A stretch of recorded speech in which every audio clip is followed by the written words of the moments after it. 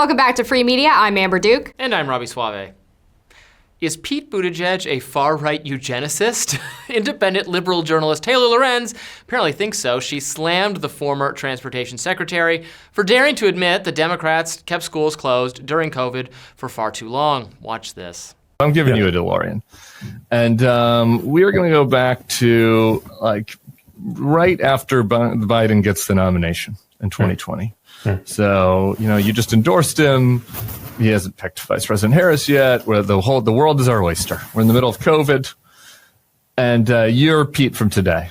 And you get to talk to Pete from back then. Or maybe Biden from back then. And you get to give them some advice. Give them some advice that would maybe prevent us from having this current president. What do you think you all should have done differently? One, for the love of God, figure out a way to get the schools open sooner. We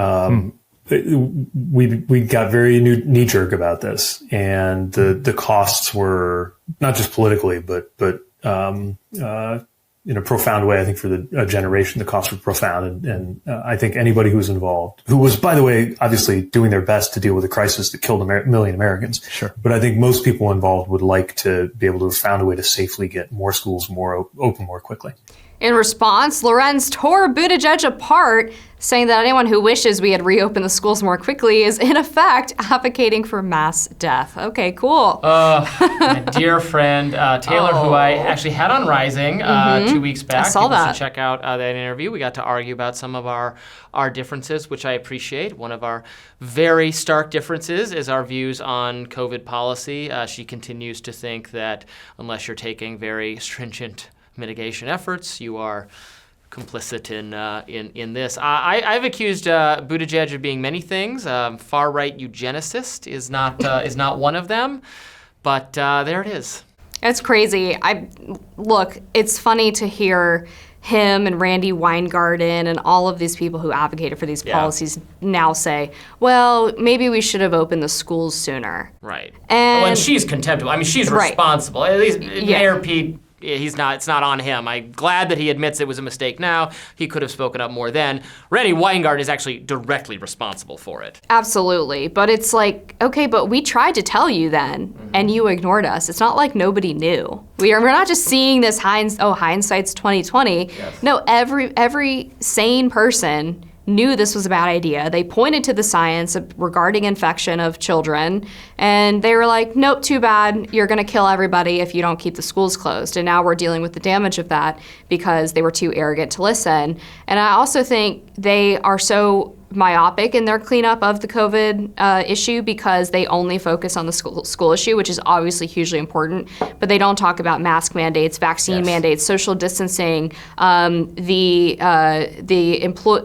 people literally not allowed to go to work to support their families. They just gloss over all of that and pretend that it was just the school issue. Well, no, it was also the lockdowns. It was also you making us show a Vax card to get into a restaurant. It was you making us wear a mask to walk 10 feet from the hostess stand to our table, where we promptly took off our masks so we could sip on our iced tea. I'm about to suffer PTSD I as know. you bring these things up. These were radicalizing events just for so many of us because it was just so stupid. I don't really like following arbitrary government restrictions anyway, but especially when they were just so stupid. You're gonna eat the whole meal without your mask on. We're still doing this. No, it's different. It's different. And then the schools aren't even open. And also now we have pretty compelling data. 50 different states, variety of policies and mitigation efforts, and how militantly they were enforced and how much people abided by them. Everything from masking to closures to social distancing. Here in DC, we were as locked down and compliant as you could possibly be, including at the just level of its social enforcement was genuinely insane and terrifying here. It was very much a, report your neighbors to the authorities kind of ethos. Man, it was a horrible time.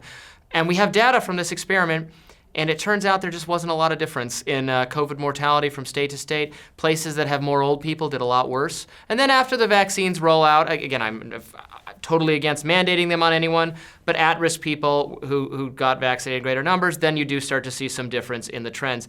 Prior to that, nothing we did mattered. Didn't make any difference whether you had this much social distancing rules or this mask mandating rules, or whether your schools were open to 2 o'clock or not open or totally open. Didn't make any difference. And that is a pretty damning indictment of the public health bureaucracy, that it made no difference. And then at that point, you have to look at proximal deaths, right? Because the places that had stricter lockdowns had cases where people were told not to go to the hospital, not to go to the doctor to get their cancer screenings. Of course. You had people affected by loneliness, which led to overdoses and suicides, like all of those things. Homicidal rage. Yeah. I mean, nothing. I didn't say anything. Homicidal rage. I mean, yeah, I had a little bit of that too. But I mean, all of those things are totally ignored in the autopsy of the COVID response as well by the Democrats. They just, like, all those people who were left lingering, they seemingly don't care about at all. On the data front too, I was at a conference in Zurich in December for Global Liberty Institute, and they had, don't worry, it's not like a globalist thing. It's Scott Alice's nonprofit. It's fine.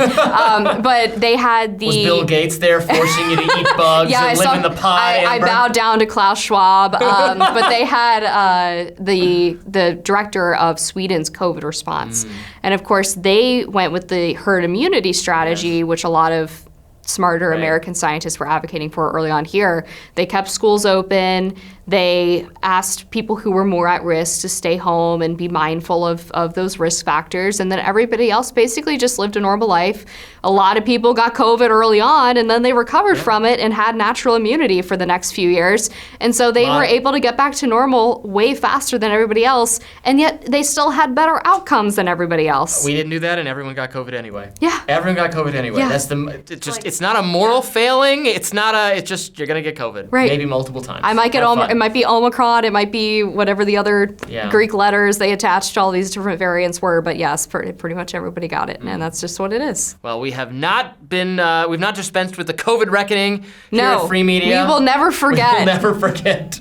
I know, some people think, you crazy people, but actually a lot of the country does feel this way. Yes. Because it was a miserable time and a time of great government overreach that we, like many government overreaches, like the government overreaches related to the 9/11 response and so many others, we have now, actually more swiftly than in that case, I think we have come to profoundly regret. Thanks for watching Free Media. Be sure to like, share, and subscribe, and we'll have more for you right after this.